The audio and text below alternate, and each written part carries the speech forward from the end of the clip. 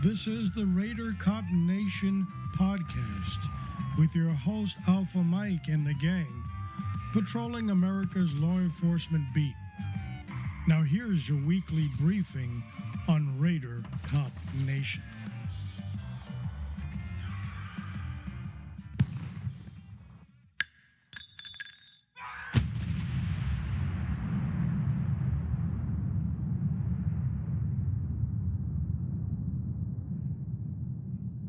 Welcome to episode 7171, Alpha Mike, your host on Raider Cop Nation. Today we continue our series on concealed carry, and the title of the series is Who, What, Where, When, Why, and How. Today we are covering the where.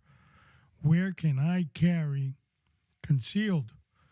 And we will feature our superhero co-hosts. They will be with us as well to share their experiences, their knowledge on the subject of where when it comes to concealed carry. The concealed carry aspect that we have been featuring on these episodes is for your betterment. It is for your knowledge. It is to place in your toolbox of your concealed carry knowledge as you proceed forward. One of the emphasis that we discussed early on in episode number 1 of this series, which was episode number 69, we talked about the Second Amendment and the importance of the Second Amendment in carrying and how that is being twisted each and every day by our government.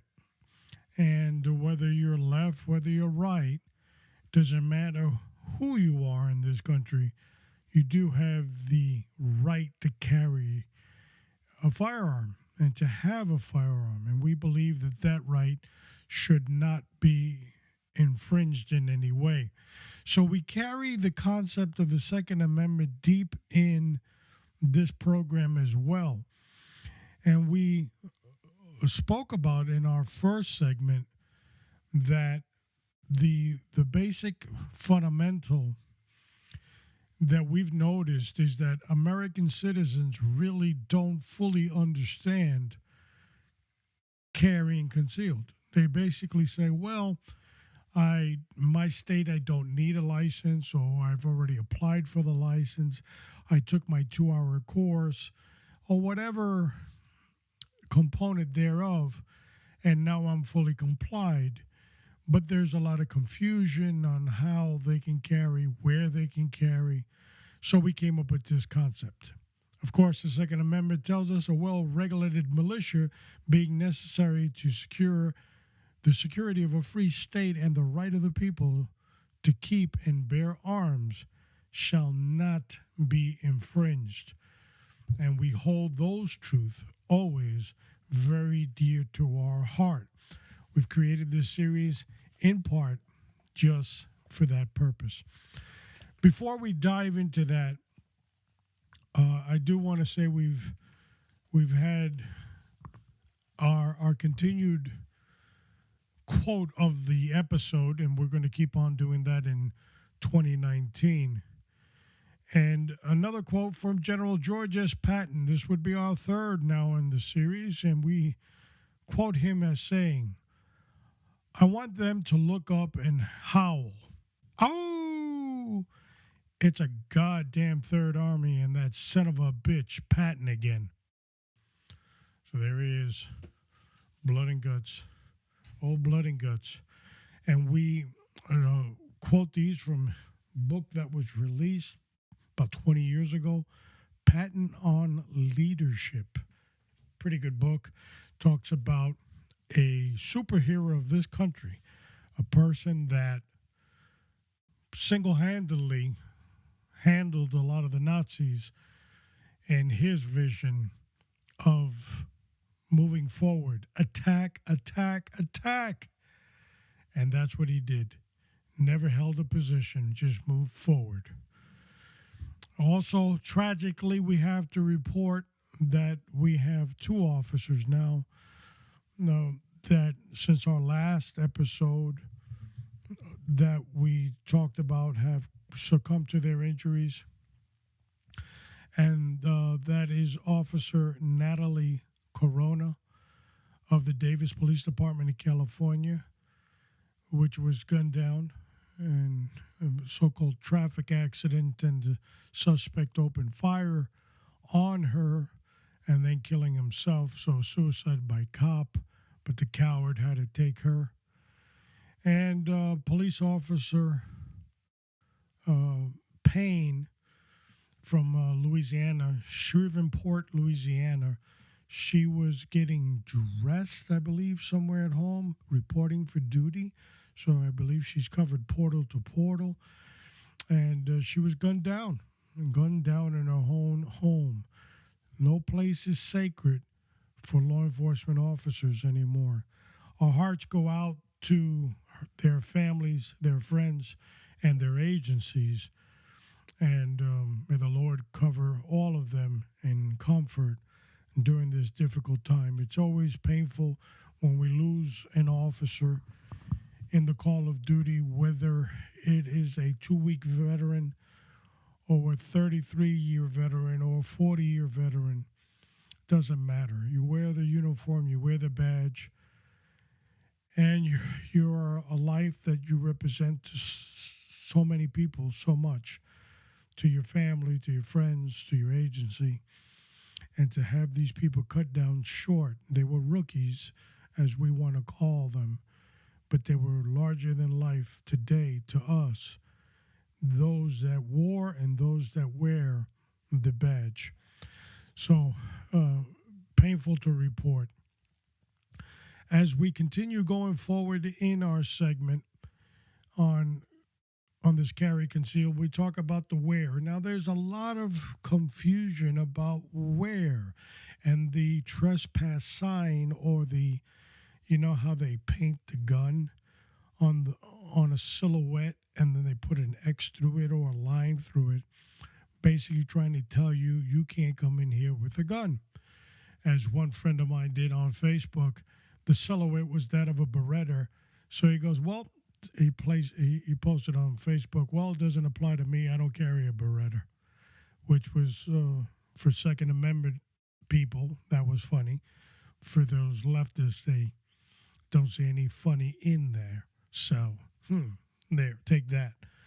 But what does it actually mean? You know, you can get away with so much in life up until you get caught. Then when you get caught, you got caught. What the hell did I just say? Well, a lot of those trespass signs is telling you something. Whether you choose to ignore it doesn't mean that you're necessarily going to get away from the hand of justice. For an example that I had once, where I live in the Tampa Bay area, I went to a movie theater, and a police officer that was on duty on a Friday night, as I took my granddaughter to see a cartoon or whatever it was, noticed that I had a knife in my pocket. So I carry my knife in my left pocket. And we'll get into positioning and why you carry there and so forth. So many police officers I see carrying their knife on their gun side. Hello? Is this thing on? But we'll get into that in other episodes. So the police officer noticed, and so I guess I was randomly selected and said, well, you can't come in here, you have that knife. You can't have any type of weaponry here in the movie theater. So I said, well, this will be correctly identified and straightened out in a second. I pulled out my trusty badge and my ID, and I proceeded to identify myself, where the deputy responded by saying, and on the third I started to become worried. He went on to explain some trivial matter that has nothing to do with me, that there was a shooting in the movie theater that involved a retired captain from the Tampa Police Department, and that case is currently being litigated. So the management of that specific theater has decided to say no guns, period. Now there's time to sit back and reflect on what they want, on what the law says, and what we're going to do today. Not to bore you too much with the story, after a while, the deputy came to his senses and he finally understood I was the good guy with the gun, not the bad guy. Sweating profusely, he kind of walked away and said, okay, clenching his lower lip, knowing I hope nothing happens. Why that situation happened, well, I can't explain that, because the law, or like they say in Brooklyn, the law is the law. And for this guy to actually think about what I was talking about was scary in itself. We have laws that protect us in carrying our concealed weapons. There are rights and laws for private property holders as well. And when we go into an area where there is public domain, we could be stripped of our firearm. Let me give you an example. You're going to the local Major League Baseball team's game or the NFL, and just before the players are on their knees protesting, you're trying to get in with your trusted firearm on your side, and you have all the bells and whistles to basically say, I'm allowed to have this. But now they kind of remind you, we don't want guns here. But they don't tell you that the management of the place doesn't want you. They tell you that the league doesn't want guns. So they'll say the NFL doesn't want any guns in the stadium, only those of active law enforcement officers, or the NBA, or the NFL, Major League Baseball, what have you. So therefore, that means the sucker comes off. It is becoming more and more vague, and it is a form of what I like to consider corporate gun control.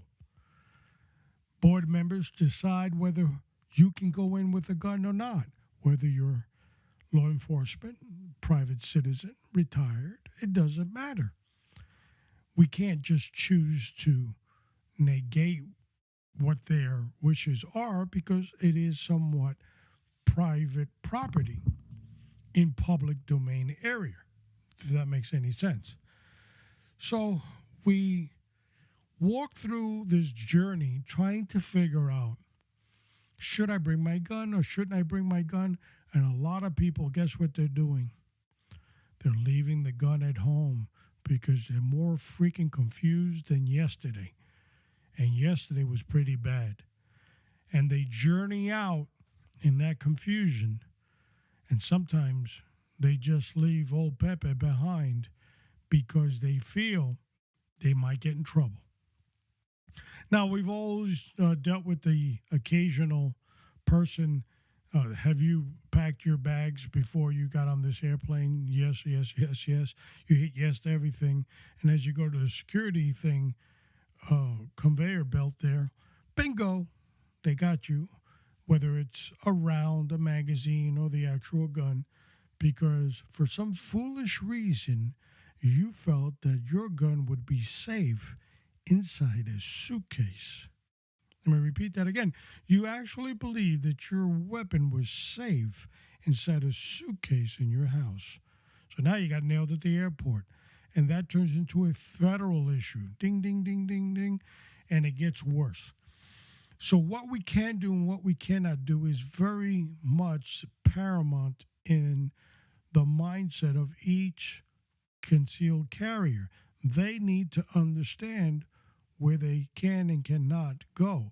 The other big issue that should be looked at is, well, let's say I need to go somewhere where I have difficulties going with my weapon. So I would go ahead and secure the weapon in my vehicle. Good idea? No, of course not. You've got to be a mental retard to do that too. But we're forced to do that. There are secondary options out there, folks, to carry that weapon and secure it in a secured gun locker in your vehicle. For just a couple of $100, that could be the solution to your problem as well. Thinking that, no, I have the Second Amendment right and I can carry it anywhere I want is not a good thing. That will get you into trouble sooner or later. We have to understand the big picture. Now, can I bring a firearm into a bar, sit at the bar, get wasted and toasted, and have my weapon kind of like protruding out of my belt clip there, and people saying, is he armed? Because he sure is toasted. Will that bring a problem? Sure will. It's a violation of the permit that you were given in the first place. It's also a violation for those folks that are off-duty active law enforcement officers. I'm sure your agency says, you won't be using that anywhere where there's alcohol or adult beverages that are consumed. So there are rules and regulations to everything that we do in life, no different with a gun as there is with a car. There are rules we have to follow. So the where is important. How will law enforcement deal with us? Where would I take my gun? And what if I never saw the posting in the first place?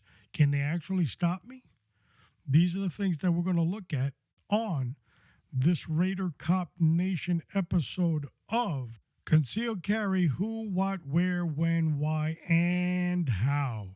Today we're looking at the where. Let's not prolong this any longer, folks, and let's get the superheroes on deck.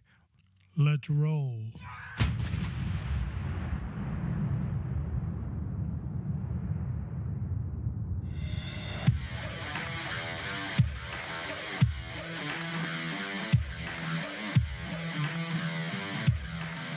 And once again, we are honored to have Mike Sierra with us on the show. Welcome back, buddy. Thanks for having me, Al. It's always a pleasure to be on the Raider Cop Nation. We are happy that we are continuing our theme on carrying concealed. And as we have discussed before in the past, it is a six segments of the show. It is the who, what, where, when, why, and how. Today we are specifically covering the where on constitutional carry or legal carry and the definition of that. Before we start, I'll bring you up to speed a little bit of what we talked about before you came on, but just to remind our listeners that the premise of all our shows are legal carry, concealed carry, licensed carry. Some states don't need licenses. We understand that. So they're going on the Second Amendment. Some do have regulations, which is a license. Florida, where we're transmitting from, is one of those states. So each state is different into their laws. So we want people to be informed. So wherever you are listening to this show, if you're somewhere in the U.S. and you're listening, find out what your laws are in your state. And the premise of what we're going always to discuss on this show, dealing with firearms, is a quote from James Madison. A well-regulated militia composed of people trained to arms is the best and most natural defense of a free country. Let that sink in a little bit while we start thinking about the new trend today, the question, where can I carry? Now, prior to you coming on, I did talk to them about different aspects of carrying on certain areas. If you do have a license or you're concealed, there are certain regulations about where you can and cannot carry. For example, you should not be carrying wherever they sell liquor. And some people might have a certain confusion with that. Well, what if I'm at a restaurant? Well, a restaurant's a little bit different. It's not just liquor establishment. There's actually food being served there. And I've heard or I've read some case law that's so ridiculous. Were you sitting at the bar or were you sitting in the dining room? So that's how petty it could get. But if you are at a restaurant and they do serve liquor and you do have a firearm, it may not be very smart to order any liquor. That's what I'm. That's basically what I'm saying. So every state has their own different regulations, and we're going to look at some of the new phenomena that are out there today, and that is the dreaded sign on an establishment. And what I is the always laugh at sign? those signs. The ones that everybody laughs at, that they post us a picture of a gun and the emblem of no, the little line right through the gun. In other words, the establishment is saying no guns here. Now, of course, everybody has fun with this, especially on Facebook. They take pictures of it. It could be a silhouette of a Beretta, and they go, "Oh, look, you're not allowed to have Berettas in here." Good thing I got a Glock. I got a Glock, so I'm good. And so it's a brunt of jokes. But what we're going to discuss today is how serious are these signs, and how does this play into our legal rights to carry concealed. Now, I spoke about earlier, before you came on, an episode that happened to me at the movie theaters. As I went to the movie theaters, the cop on duty saw that I had my knife on me. Now, my knife, and we're going to have a show on that, how you carry your knife opposed to your gun. I see too many guys on duty in uniform, the knife next to the gun. It doesn't belong there, folks, but that's another show. So he sees the hook handle part of the knife in my pants, so he tells me, "Oh, you're not allowed to have that in here." So I quickly identified myself, thinking that this would resolve the problem, and he went on to tell me about a shooting that happened with a retired captain in the movie theater, and it became a big deal, and it's a huge event on the media. And I'm looking at him, after 2 or 3 minutes of listening to this, I'm saying, okay, what's that have to do with me? So after he did some soul searching, he eventually says to me, okay, and walks away. I felt uncomfortable with the okay.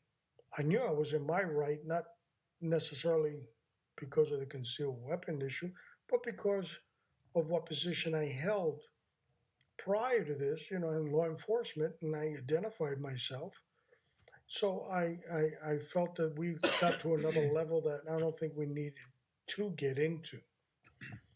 But then I started doing some more searching into that and legal research, and I kind of discovered the best remedy would have been to leave.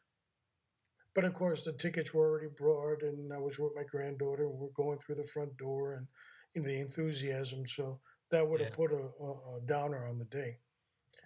But this whole concealed carry and the little signs on the door, that's one thing. The other thing is, I never saw a sign. Oh, you didn't? It's on the back of the ticket, or it's in the rules and regulations. And you're like, huh? And that's a daily thing nowadays. So, what's your thoughts on, the carrying concealed and the wear in today's legal carry? Well, the wear, like just like you were discussing about the infamous no Beretta sign, but I'm good because I got an M&P Shield or Glock. Yeah. All jokes aside, when I had my incident at Disney, I did a lot of research on it, and there's really no laws that enforce these no gun signs, but it is still a privately owned establishment. So the owners of that private establishment can pretty much make up whatever rules they want. So it's pretty much on the owner. If you're in a restaurant or anywhere, and you happen to not even see the gun, a lot of these owners, if you talk to them, be like, hey, look, I didn't see it. A lot of them might you just okay, just remember next time it's not welcome, and they might ask you to leave. at the end of that, you got to respect what that private establishment wants. They're either going to let you stay, or if they tell you to leave, you got to leave, because the next step is, law enforcement, and you will get caught up for trespassing. So there's a lot of gray and shady areas on that. And just like you said, in the movie theaters, you didn't see no signs. It's the same thing in Disney. There's no signs that says no guns. And I know I'm not the only one that carries, my firearms when wherever I travel. From me, from my home with my two young children to Orlando, that's an hour and 7 minute drive. So I'm always gonna have whatever means I need to have on me personally to protect. And I'm not worried about protecting myself. I'm worried about protecting my children. Right. People just turn on the news, you look at the media, the world is not a safe place anymore like it was 15, 20 years ago. It's not. We live in an age where if you got to have some sort of protection, because it's getting that real. Yeah, I totally agree. It is getting real, and we have to. If we're going to be carry concealed holders, then we should have a weapon on us most of the time. Of course, there are some aspects that you don't carry, and we spoke about some of them. Of course, going into a government building with a gun, whether you're licensed or not, would become a little bit troublesome. So we have Yeah. to have a realistic capacity to say, well, I can't go there, but I can go here. So you got to plan your journey accordingly. But on the issue of not seeing the sign, making the mistake, I briefly spoke about the poor guy that he went to the airport, and they ask him, "Have you checked your have you packed your bags? Did anybody else handle your bags?" And those are official questions, and you go, "No, no, no, I did everything." Next thing you know, they're taking you off the airplane because they found a round inside your suitcase, Hmm. and it's innocent enough, but these people are being prosecuted, a lot of them, making matters even crazier. So It's unbelievable. It is.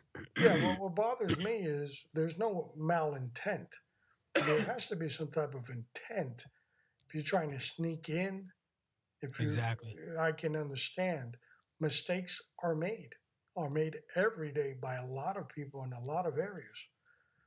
And the failure to interpret between a mistake and someone trying to scheme the system is what's troublesome. Another thing that's troublesome to me is corporate gun control. So we have companies now that don't want you to come into their establishment with a gun. And we've all read something or seen something on the news like Starbucks, and then later they apologize and they say that was not our policy and so forth. The actual truth is, a lot of establishments don't want to be called or get involved in gun control. Their insurance companies want them to post those funny little signs on the door. And, or if not, they pay higher premiums. And there's where the corporate gun control starts. So when we examine that, we can talk about, is it legal? Is it not legal? What about my rights? But as you said, we have to have some common sense. If they don't want you on their property with a gun, and it's like being enforced across the board, then there's nothing else to do than to retreat and leave. I mean, and, that's what and I feel. and Al, I think a lot of these private establishments that are anti-gun, and there's a lot of them, folks. There's a bunch of them that are anti-guns. I think to keep it balanced is there's one thing that I always remember from the 3 months that I spent in Paris Island for Marine Corps boot camp, was that whenever the Marines, the recruits, were dealing with any firearms or ammunition, no matter where you went on the island, there was amnesty boxes. So they gave you an amnesty period, and the drill instructors always told us, if you got any rounds or anything you're not supposed to have, this is your amnesty period to turn that stuff in.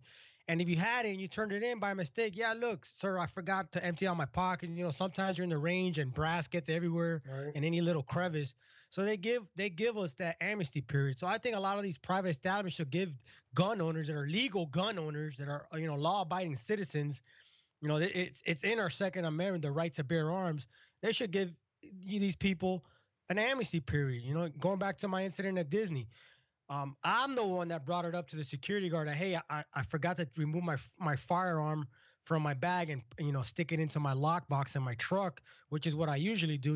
Whenever I leave the home, I stick it in my bag, which I have all my stuff in.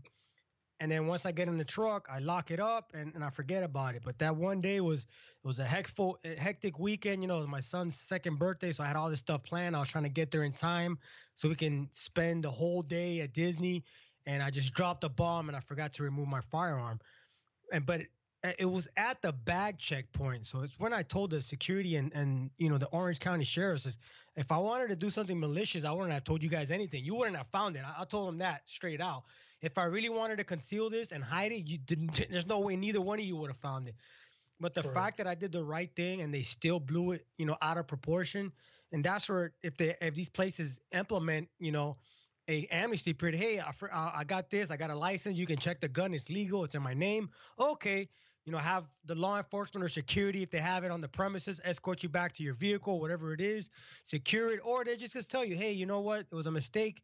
Today you're not welcome, but you can come back any day after today, and that's it. But the way they make it seem, it's like, oh my God, it's like when 9/11 first, and then everybody was so PC about saying the B word. You can't say bomb in an airplane. You can't say bomb here because everybody's gonna freak out. Right. And that's kind of happening right now with firearms, and it's a shame. But I really believe if there was some kind of amnesty or a law that gives, if you did everything right and it was an honest mistake, just like you said, Al, because you can tell when somebody was just a mistake. I'm there with two toddlers, a stroller, a bunch of baby bags. Right. This bag for this. So they had me and my kids in the conference room for like 2 hours, and I just kept telling them, hey, you can see I'm not a malicious person. They ran my background. My firearm came back okay. Everything was legal, and the fact that they still did what they did is what bothered me the most. And like I told you when that happened that day, I've never felt so violated as an American until that day. Like, Right. why are you treating me like a criminal? I haven't done anything. I haven't even gotten inside the park. That's what the bag check is for, is to find these things, okay? And it's sickening to me. It really is. Right. And technically, you were not inside the park. You were still Exactly. I was on in the the parking outside, lot. in the Hmm. parking lot of the park. And Hmm. again, the interrogation process with kids and all, which is a little bit on the absurd. It's ridiculous. And then I'm trying to get, because my kids look, that's all we did for months going on straight. And the fact that I'm trying to get an answer, I contacted Disney. Well, the no trespassing that's not through us. That's through Orange County and the police department. I called the police department. Well, that's through Disney. So they keep in the end, nobody really knows what the hell's going on. Right. In the end, it all boils down to the corporations Hmm. responsible. And the corporation, in this case, is Disney. They're the ones that don't want the gun on the premises, period. But then Everybody else is an you go employee. back what 10, 15 years, and they actually had gun safes. Correct. If a park guest came in and they wanted to check their firearm, Disney did that in the security guard offices. They had these wall lockers, and you check in your firearm. They give you a receipt. I'm not sure what it was, but what happened from then until now? There was a big shift. The whole politically correct nonsense. Oh, The liberals again with their anti-gun crap. It's ridiculous. well, yeah, it is. It is the local hysteria, but you don't need much of a storm. All you need is a lawyer and a pen to cause the havoc. And I'm a product of that. I went to Disney back in the early '90s, and I had my little. Back then, you would use a little fanny pack, Hmm. and there's where you put your gun. It was stylish back then. And I walked right through. Security was a joke back then. And I'm going through the turnstile, and the guy, the security or whatever type of employee it was for Disney, said, "What do you got in the bag?" I go, "My gun," and his eyeballs almost came out of his Yeah, they head. freak out. And I pulled out my identification. I showed it to him, and he goes, "Oh, look, yeah, but they don't want you to have a gun in the park." And so he called his supervisor over. They were very nice, very very polite. Took me to the security office, and I signed in. I placed my gun in the gun locker. They gave me a key, They patted me on the back. I thought they were going to give me free tickets later. Yeah, that was it. And times have changed. Yeah, and then when that incident happened, I actually did a lot of my own research, and I figured out I wasn't the only one. But I didn't actually get inside the park like we said. But the incidences that happened at Disney with a firearm, these people were already in the park. There were incident with Grandma. She was on the Dumbo ride, and her 380 came out of her purse.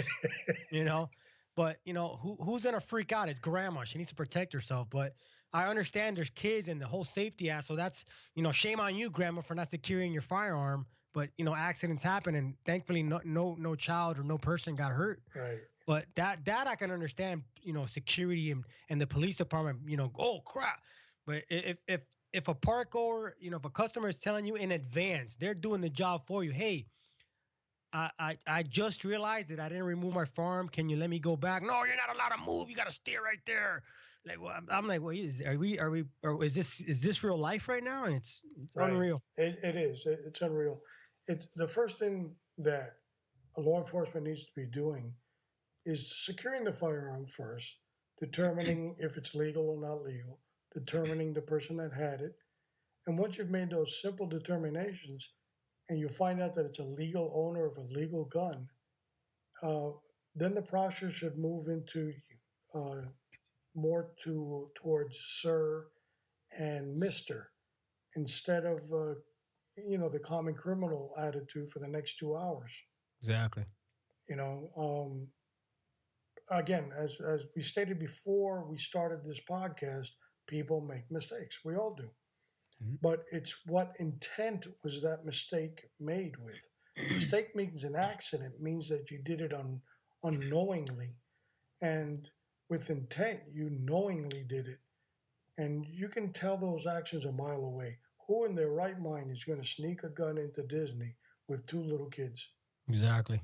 It just makes no sense. But they've been watching too many Die Hard movies. That's right. Yeah, they saw the. There's a little clip on it. I'm going to try to put on the show notes about the killer Glock. Mm-hmm. But there are many establishments just like Disney, no different, and where guns are not wanted. I stated earlier today that NFL, Major League Baseball, the NBA, all major sports, no gun no more. Mm-hmm. And I was just going a couple of years ago to the Marlins games, packed to the teeth. Not a word was said.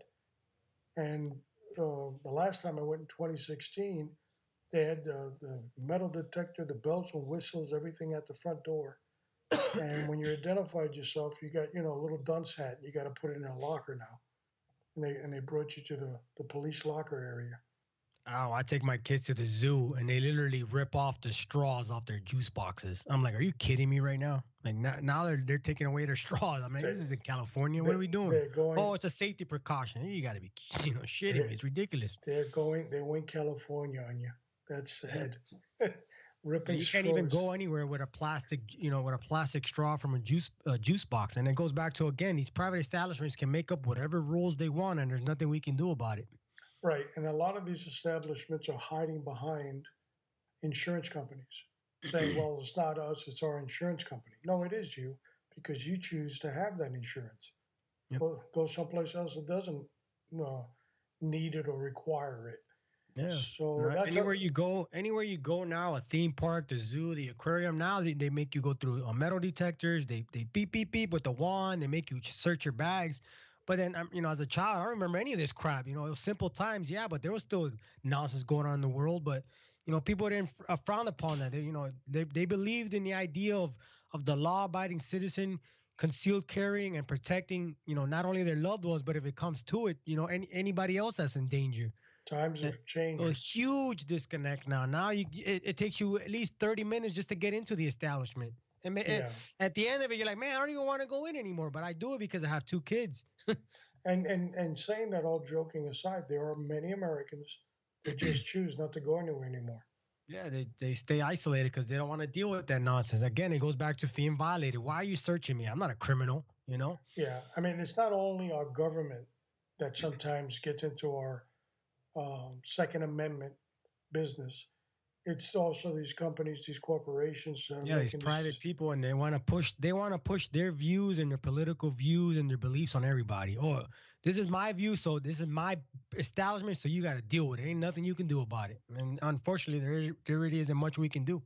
And I predict it's going to get worse, not better, as more people jump into it. It won't be long before, oh, are you renting the apartment?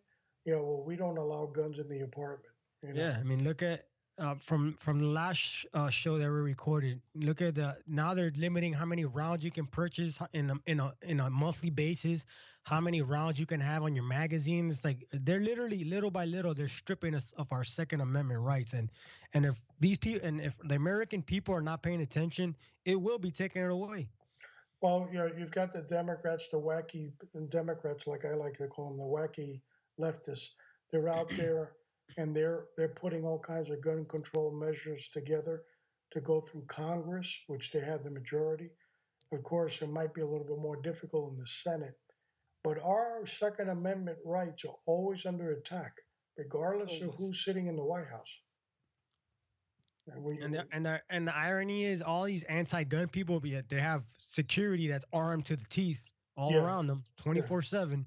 They're not anti-gun when it comes to their personal life or their loved ones. mhm, So what makes them? What makes their precious ones and their loved ones any different than ours? There shouldn't exactly. be any barriers. It should all be the same. And that's why when our founding fathers created that, they knew this way in advance. Hmm. It is a good shot of hypocrisy that Americans are given every day by our political leadership. And it wasn't the foresight of the forefathers when they established the Second Amendment, a well regulated militia. I read that, what Madison said, and basically coming from the people. And Yep. we are those people. We are the well regulated militia. We are And trained the and key word licensed. there is militia. I mean, all the American people have to do is look around what's going on in these third world countries. I mean, look what's going on in France, you know? So why aren't we doing the same thing? Yeah, the French, pretty much what you're seeing is they're just so fed up with the wacky left and what they want that they're just acting stupid at this point. Yeah, but you don't see any of that in the mainstream media. You don't, because they don't want Americans knowing, hey, if the freaking French are doing it and we're Americans, well, what the hell's holding us back? You know? Right. Well, if you would grab a microphone and go down USA Main Street and ask people about what do you think about what's happening in France, they'll tell Huh? you, for what? Where's France? Huh? Yeah, what? I have no idea anything of what you're talking about Yeah. because everybody's in their Xbox or on their Facebook feed or whatever they do nowadays, and nobody really cares what's happening in the news. No. Nobody. Until it hits us here in the homeland, and then it's gonna get real, and it is gonna get real. But then it goes back to that keyword militia, you know. Yeah. And there will be a time, you know. People think, oh, there will never be a civil war, but I don't know about that, buddy. I can tell you that there are armed Americans everywhere in this country. God bless them. They're doing it legally. Yep. They are highly trained. They believe in the Second Amendment, and they actually believe that the Second Amendment is a defense of the Constitution. So my Yep. hat goes off to them each and every day because True patriots, true true patriots. patriots, like Charleston Heston said, "From my cold dead hands." I love Yep. that moment. I'll put that on the show notes for the audience can see it. Charleston Heston. Um, Yep. Anything else you want to cover on today's show on the wear of the carry concealed? No, no, that was pretty much it for the listeners. It's just whatever respective state you are from, you know, just because there's a no gun sign doesn't mean there's a law that's backing it up, but there is some. So again, look at your own state statutes, your own state laws, and you're only bettering yourself and put that in your tool bag so you don't get into any trouble like a lot of our law-abiding Americans are getting into, unfortunately. Very good point. What's happening over at the America's Few? America's Few, we're pretty much kicking off the year. I'm pretty much it's a non-format show now, so I just get together with a bunch of my vet buddies, my jarhead buddies, and it's pretty much we just shoot the shit and just talk about Brazilian jiu-jitsu, what's going on in the veteran community, with gun control, with I don't me, I don't like to get into politics, but I'm taking my jab into politics because we got to dab into everything and just get it out there for the veterans, and just to get that message across to the veterans and the American people that you're not alone. You might think that, oh, I'm being outed because I'm a gun owner, I'm a veteran, and people think I'm crazy, but you're not alone. And trust me, uh, the whole saying, America's few, yeah, there's few, but all together we are very, very, very big. Yep. And it is a very good podcast. Always on Thank our you. show notes, we have America's Few Podcasts' website, and we encourage you, the listener, to listen to them. They have some great stories, and they're going through some very difficult times. So we ask you to support them always. America's Feud Podcast. Mike Sierra, it's a pleasure to have you on the show today and spitting out your knowledge on gun carrying concealed. Thank you for having me out. It's always an honor to be at the Raider Cop Nation, and you guys are doing amazing things. And like I tell all our law enforcement brothers and sisters out there, keep your head on the swivel, because it really hurts me to to turn on the news or to get onto the news feeds and see all these blue lives getting taken for no freaking reason. It's But horrible. where's the hysteria for that? There isn't any. It's sad. Exactly, there isn't any. It is horrible. But we appreciate you coming on the show. All right, Al. Take care of yourself. Semper Fi.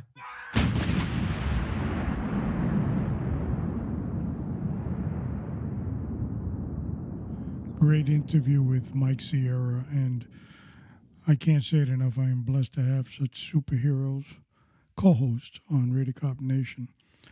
They make this program a lot more intelligent, if I could say that. And speaking of co-hosts and superhero co-hosts, soon we're going to be featuring the Correction, the Forgotten Profession co-host, superhero co-host. So for now, I'm just going to introduce one, and his name is going to be Delta. And the rest are coming on board, shuffling around work schedules and everything else. And we're going to dive into the Forgotten Profession as well. As always, we know if you're eager to get in contact with us, how do you do it? Well, it's easy. You just go to RaiderCopNation.com. There you scroll all the way down and the icons will pop up, or you can go to Twitter, Facebook, Instagram, and so forth. We ask you to network with us. If you want to hear a specific show or a specific evolution of training or so forth, send us a line and we will go ahead and develop it for you. And we do this because we're giving back. It's a part of mentoring. There are people out there that listen and listen carefully. There's a lot of folks that are going to be real interested in our correctional superheroes as well, because we have a lot to reveal on that end of the business or the industry. As always, it is an honor to come out of here. We will continue with carrying concealed. And we go into our next part. We're going to do a little quiz here for those that actually remember. This is the who, what, when, where, how, who. This is the longest title ever. But on a serious note, the title is Concealed Carry, Who, What, Where, When, Why, and How. And we will be hitting on our next broadcast, which is going to be aired on January 30th, and that will be when. So we're covering the who, what, where, when, why, and how. And then we still have the why and the how, two more parts. And we want you to hook in to Raider Cop Nation. A lot of people don't do shows on concealed carry. Why? Because there's 50 states and every state has their own laws. What we're basically discussing is generalities of what you should be concerned with in concealed carry. And we will continue to provide that for you. There's a lot to look for in Raider Cop Nation. On our website, you can go to current and coming soon shows. And there you'll see a whole list that ranges all the way down to December 31st of 2019. That's right. We've got all the shows listed. And I'm starting to develop now more shows. And there's going to be kind of like a little rescheduling because we're going to add our correctional buddies in here. And those superheroes, they're coming on board. So we're going to go into 2020 in the next 3 or 4 weeks. So that calendar will be coming out soon. Why do we post the calendar? Well, you can see what we're going to talk about. We always say that our schedules are not carved in stone. They could change for the benefit of our audience. So, of course, if I can give you an advance notice on what shows we're going to have or what tweaks we're going to do, then, of course, I will most certainly do that. Now, in keeping what we've talked about on this show that we're airing or recording now, we are experiencing a high death count in officers, and I was hoping that the count was a lot lower than it was last year with 148, but we have taken off to very demanding levels. And I just want to shout out to our heroes that gave their life this year so far in 2019 as of this airing. We start off with Master Police Officer Joseph William Shiners of the Provo Police Department, Utah. It was end of watch January 5th, 2019. We go on with Police Officer Dale James Woods of the Coleraine Township Police Department in Ohio, end of watch January 7th, 2019. Police Officer Clayton Joel Townsend of the Salt River Police Department, and end of watch was January 8th, 2019. The heartbreaker for me, Police Officer Natalia Becky Corona of the Davis Police Department in California, end of watch January 10th, 2019. She was killed by a raving maniac that shot her. And we are posting a tribute that she did to a fallen officer before she became a police officer, standing there with the police American flag. And as a tribute to her, we will be posting that on our Twitter feed, Facebook feed, and it's going to be up there, folks. It's not going anywhere. In tribute to this hero that was a rookie, but as they used to say when I started, after 2 weeks, you're not a rookie anymore. Then we have Trooper Christopher Lambert, Illinois State Police, end of watch was January 12th, 2019. Sergeant Watisha Carter of the Birmingham Police Department in Alabama, end of watch January 13th, 2019. Deputy Sheriff Ray Horn of the Comal County Sheriff's Office in Texas, end of watch was January 17th, 2019.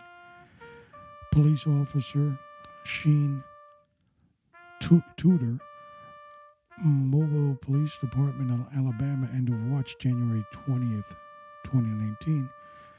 And lastly, Supervisor Deputy U.S. Marshal Norman Merkle, United States Department of Justice, U.S. Marshal, end of watch January 16th, 2019.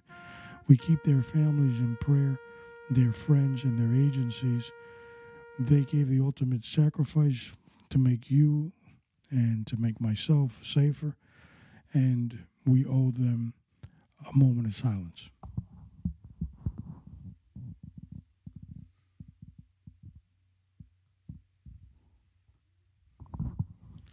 If your community is doing a drive and supporting these officers, dig in. Any amount, $5 means a lot. 5 plus 5 plus 5 starts adding up, and it goes a long way. As always, it is my honor and my privilege to be your host on Radio Cop Nation.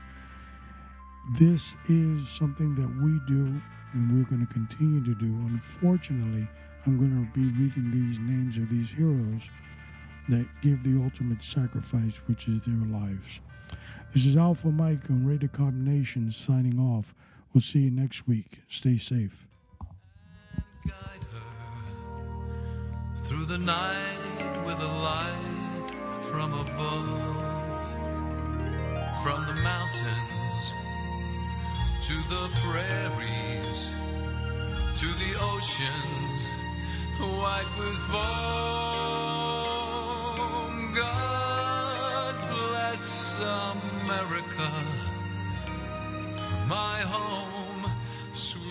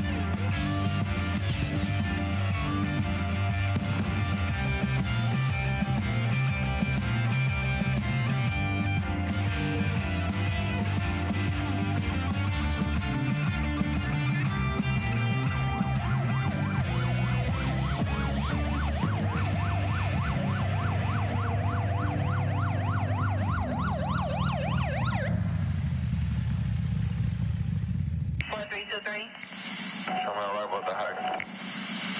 4323, just 1322.